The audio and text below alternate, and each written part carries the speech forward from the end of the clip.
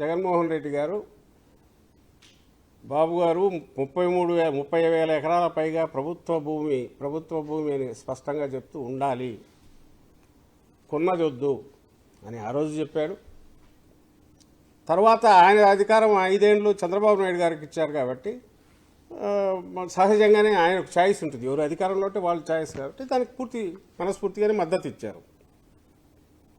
But ఎప్పుడైతే అది ఆచరణాత్మకం కాదు, పైగా ఈయన దృష్టిలో, చంద్రబాబు దృష్టిలో అది ఒక తరగని గనిలాగా తన అవినీతికి పనికొచ్చే రకంగా ఏర్పాటు చేసుకుంటున్నాడు.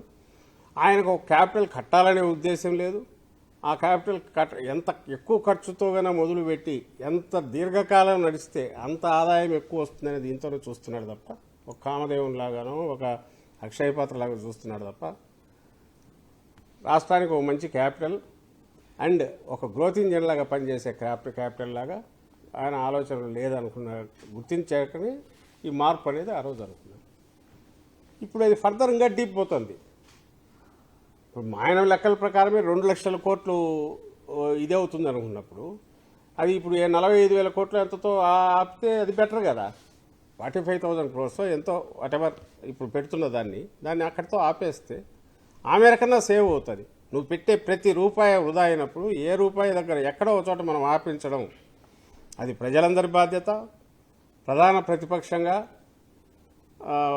మా వైఎస్ఆర్ కాంగ్రెస్ పార్టీ బాధ్యత కాబట్టి కనీసం ఇంకన్నా స్టాప్ చేయి అని చెప్తున్నాం. ఈ రోజుకి అదే చెప్తాం, రేపు అదే చెప్తాం.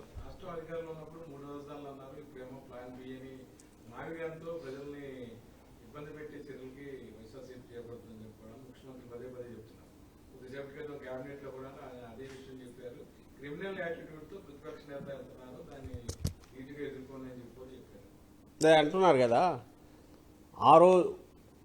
ఆ రోజుకు సంబంధించినంత వరకు ఎందుకన్నామని నేను ఇంతకుముందు చెప్పాను.